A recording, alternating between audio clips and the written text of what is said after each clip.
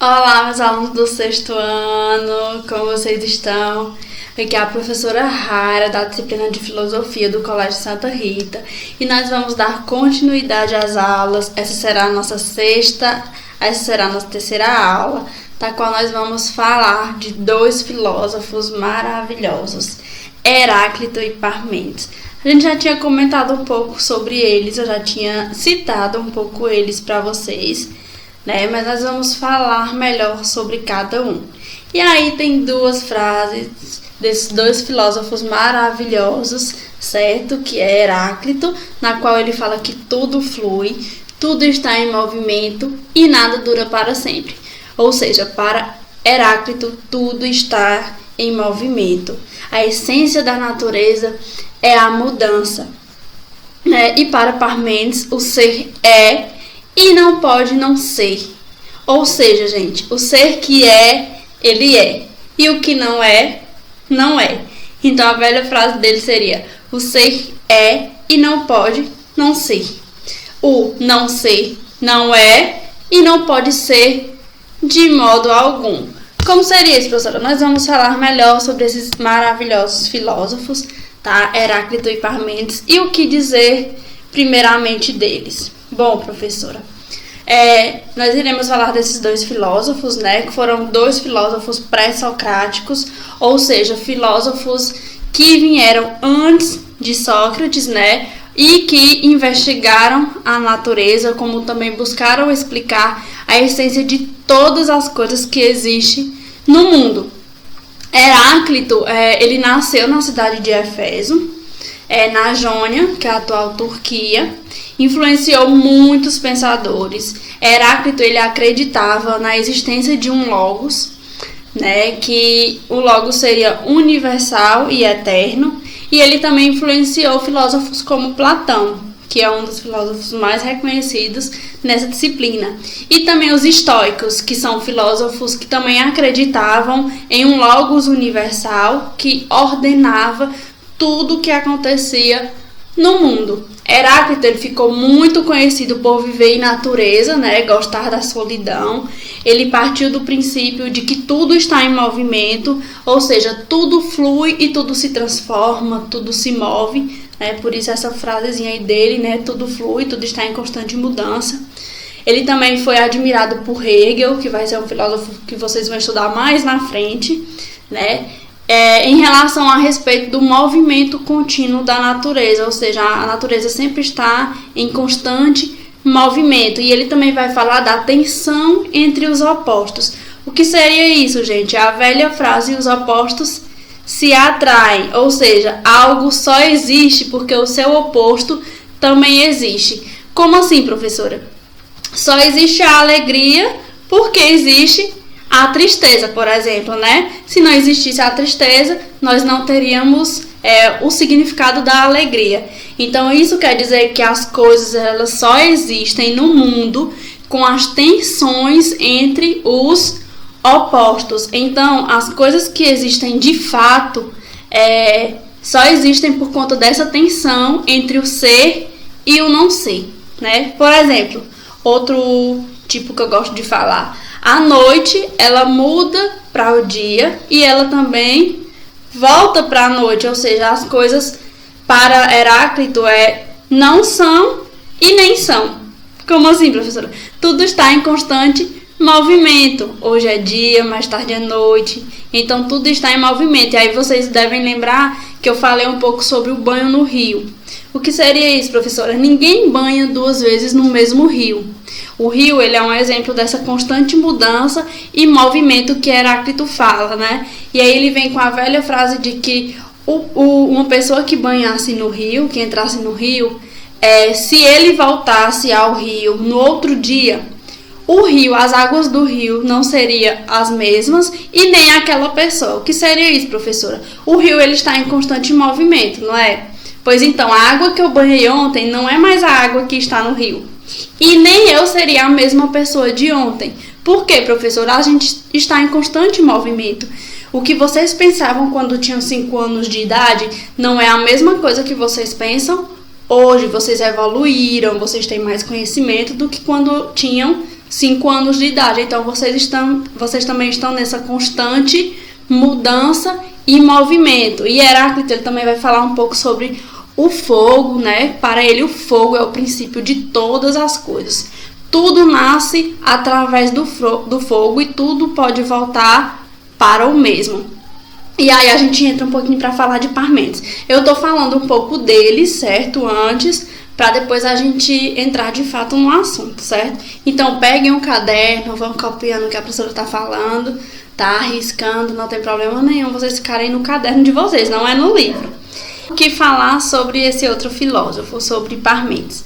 Parmênides, ele é um dos filósofos considerados mais difíceis de se entender na filosofia, por conta da questão muito abstrata que ele fala sobre o ser. Mas a gente vai falar um pouco mais na frente. Parmênides, ele nasceu em Eleia. Ele acreditava que os sentidos, nossos sentidos, poderiam nos enganar. Ou seja, o que eu vejo pode estar enganado, o que eu sinto. Ou seja, tudo que aprendemos através dos nossos sentidos, para Parmênides, é falso. Além disso, para ele, só através da razão, ou seja, do conhecimento, do pensamento, é que nós seríamos capazes de chegar a uma compreensão da verdade, da verdadeira realidade, certo? Ou seja, da verdade absoluta, de uma única verdade. Então, observem que para Parmênides, ele despreza o sentido. Para ele, o sentido ele é muito individual. Por exemplo, a professora Raira gosta de chocolate. Mas alguns de vocês podem não gostar de chocolate. Então é individual. O nosso sentido é individual. Eu gostar de uma coisa não pressupõe que você também tenha que gostar daquilo, certo? Ou seja, algumas pessoas gostam de piqui, outras pessoas não gostam. Então isso é muito, o sentido ele é muito individual. Já a nossa razão não. Como por exemplo, a razão ela é um comum de todos. O que seria isso, professora? 2 mais 2 é 4. Em qualquer lugar, 2 mais 2 é 4, certo? Então, a razão não engana, já o sentido pode nos enganar. Então, Parmênides, ele acreditava que a razão, seria através da razão que nós iríamos encontrar o conhecimento verdadeiro, tá? Então, agora vamos entrar um pouco mais sobre Parmênides. Parmênides, eles são conhecidos, Heráclito e Parmênides, como filósofos com pensamentos contrários. O que seria isso, professora? Para Parmênides, o ser é e o não ser não é. Ou seja, ou eu sou amarela ou eu sou azul. Eu não posso ser as duas coisas. Exatamente o contrário do que Heráclito fala. Heráclito fala que tudo está em constante movimento. Eu posso mudar. Já para Parmênides, a nossa essência não muda, mas a nossa aparência muda. Então, observem, para Parmênides tem algo que não muda. O ser, ou ele é, ou ele não é. Então, eles entram aí em contraposição, certo? O ser, para Parmênides, seria qualquer coisa. Exemplo, a professora Raira é professora de filosofia. A professora Raira tem um cabelo preto. Então, o ser seria um conceito bem geral de tudo que existe, de tudo que é. Então, Parmênides, ele usa esse ser para poder falar de todas as coisas no geral, tá bom? Então, vamos entrar aí nesses filósofos. Bom, a aparência e a essência das coisas. As aparências enganam. A aparência nem sempre diz o que de fato a pessoa é. Como nós já falamos em sala de aula, existe uma grande diferença entre aparência e essência. Como assim, professora? A aparência de alguém não é a mesma coisa da sua essência, ou seja, a aparência ela não representa o que a pessoa de fato é. Vocês podem dizer que aquela pessoa é chata, sem vocês nem conhecerem ela. Isso é um preconceito. Certo? Então, só através do conhecimento, quando eu tenho contato de fato com aquela pessoa, é que eu vou conhecer a sua essência. Então, a aparência de alguém não é a mesma coisa que a sua essência. Ou seja, a aparência ela não representa o que a pessoa de fato é, certo? O que seria isso? Seria a sua essência. O que é essa essência, professora? É como nós somos de fato, certo? Seria o oposto da aparência. tá bom? Então vamos entrar aí para falar mais sobre Heráclito. Para Heráclito, a natureza ela está em constante movimento, ou seja, ela sempre muda, tá? Todos os seres vivos, eles nascem, crescem e morrem, então nós estamos em um constante movimento, né? Flui, a vida flui. Então, para Heráclito, o movimento é uma característica, é a característica principal da natureza, certo? Então, observem, para Heráclito, a mudança, o movimento é a principal característica da natureza. Então, a mudança é a essência da natureza, certo? Então, vamos aí continuar. Os opostos caminham juntos. O que seria isso, professora? Como eu falei para vocês, só existe algo porque tem o seu oposto. Então, para Heráclito, os opostos estariam sempre juntos. Esse filósofo, ele afirmava que muitas coisas se transformariam em seu contrário. Por exemplo, uma pessoa jovem, ela se transforma num adulto, não é? Futuramente vocês vão ser adultos, adolescentes, depois adultos. Então, tudo está em constante transformação. O quente, existe o quente e existe o frio. O quente só existe porque tem o frio, o claro, o escuro, entre outras coisas. Então, para Heráclito, o oposto, né, observem, os opostos, eles sempre estariam juntos. Um existe porque o outro também existe, tá bom? E aí, para Heráclito, o ser, que é tudo que existe, é. E o não é ao mesmo tempo. O que seria isso, professora?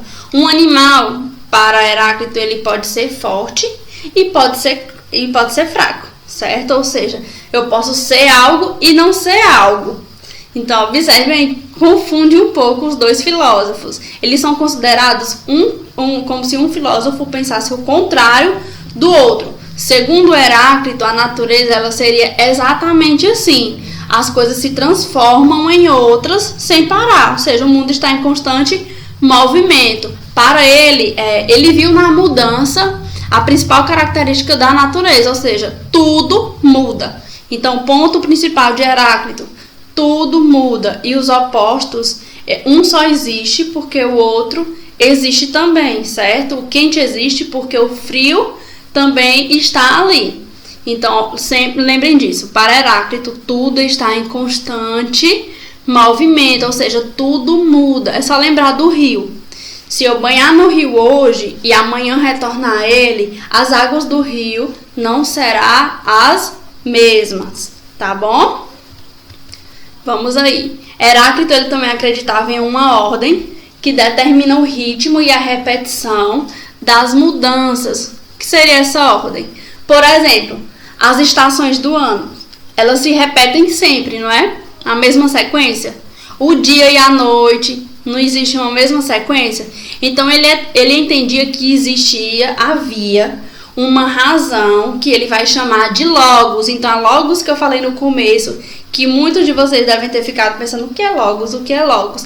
Logos seria essa razão, né, uma ordem que determina as coisas, que dá um equilíbrio e harmonia à natureza. Então, esse logos, ele governa todo o universo, sendo responsável pelo equilíbrio e harmonia de tudo que existe, tá? Então, observem, já que existe uma razão que ordena todo o mundo, né, ela deve existir também uma razão humana. Então, o ser humano, ele participaria da harmonia em conjunto com o universo, certo? Então, o ser humano, ele participaria da harmonia do universo quando ele compreendesse que existe uma razão maior que ele. E essa razão, ela é responsável por tudo que ordena no mundo, tá? Então, vocês devem lembrar que nós falamos em sala de aula que os primeiros filósofos, eles elegiam algum tipo de origem do mundo, ou seja, um elemento que eles acreditavam que seria a arqué da natureza. Lembra que arqué é a origem? Vocês sempre vão ter que lembrar, certo? De arqué e physis. Physis é natureza e arqué é a origem. Para Heráclito, o princípio disso seria o fogo. Como assim, professora? Ele acreditava que seria através do fogo que tudo se origina e que tudo se transforma. Assim como tudo retornaria ao fogo. Então, a arqué para Heráclito é o fogo, certo?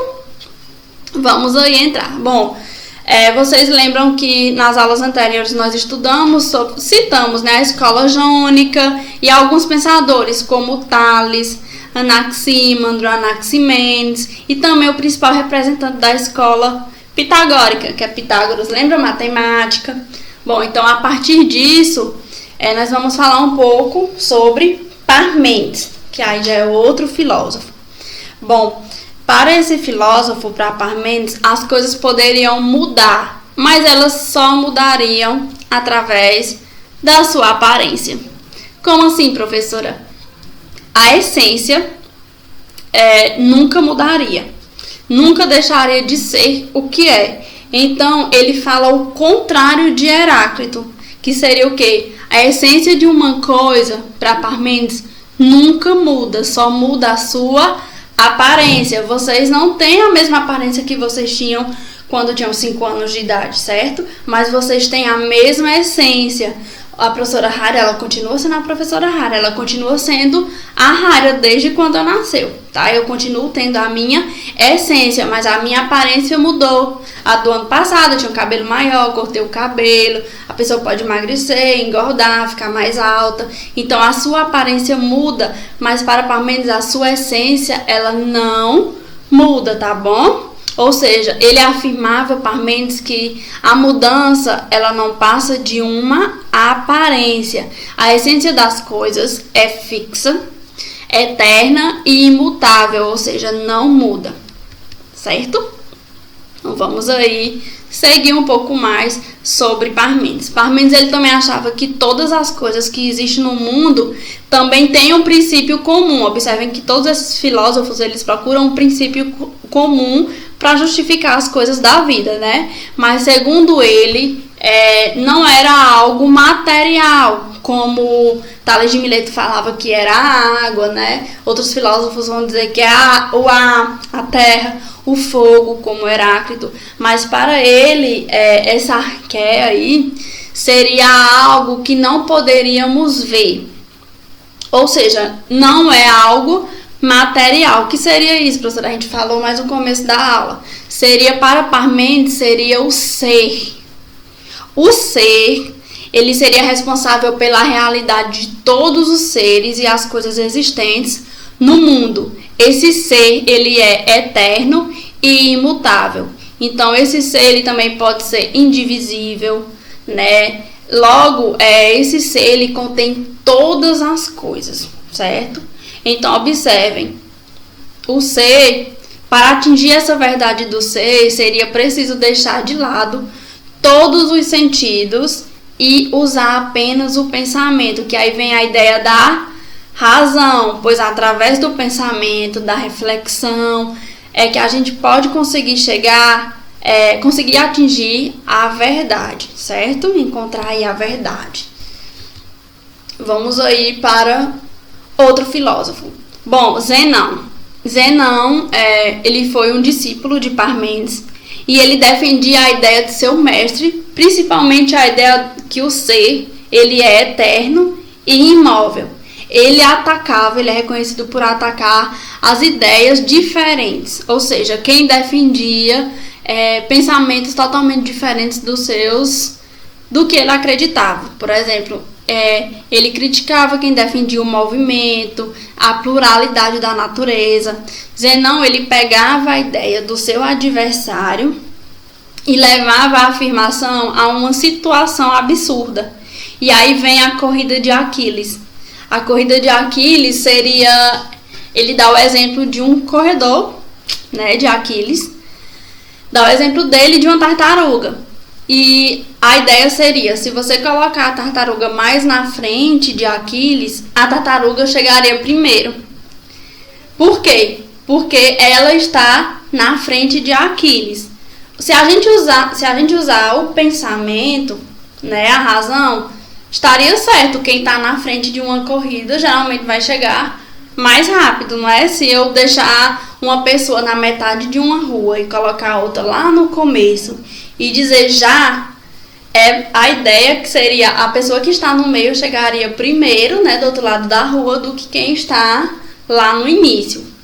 Só que isso seria um paradoxo, porque se a gente usar o sentido, a gente percebe que mesmo colocando a tartaruga mais na frente, o Aquiles chegaria primeiro, certo? Então a ideia dele é mostrar que o movimento ele é algo ilusório, né? O movimento e o engano dos nossos sentidos, ou seja, além do movimento ser ilusório, existe também o engano dos nossos sentidos. Então, para ele, na razão, em relação à razão, o movimento e os nossos sentidos podem nos enganar, certo?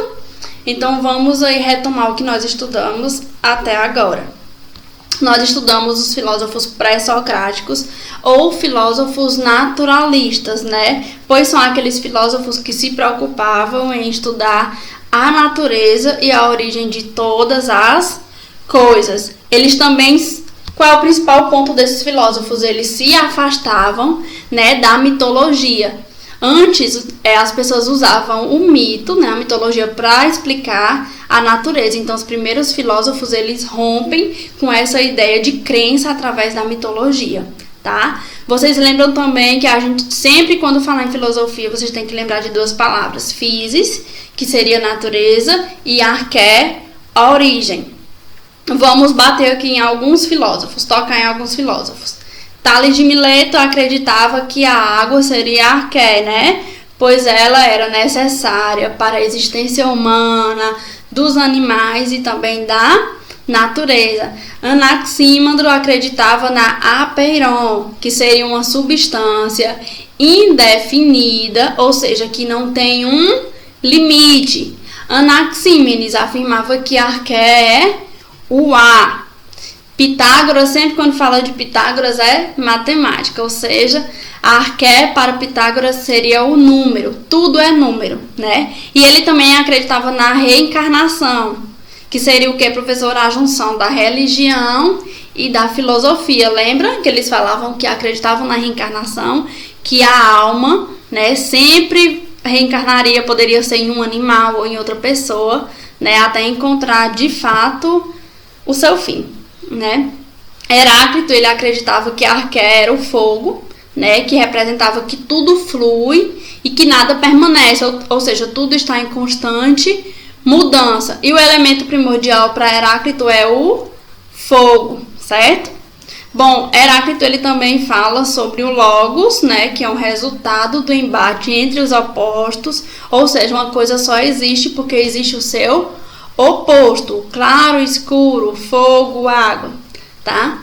E aí entramos para Parmênides, que Parmênides seria o quê? O ser é e o não ser não é, ou seja, a nossa aparência muda, mas a nossa essência não pode mudar, certo? Uma pessoa, ou ela é uma coisa, ou ela é outra.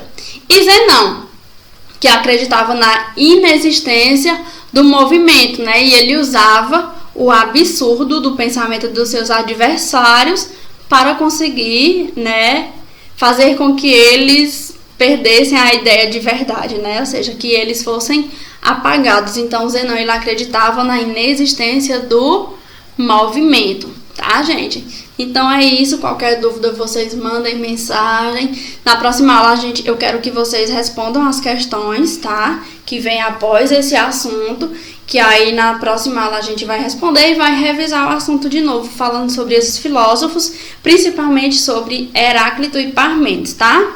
Então é isso, gente, até a próxima aula, beijo!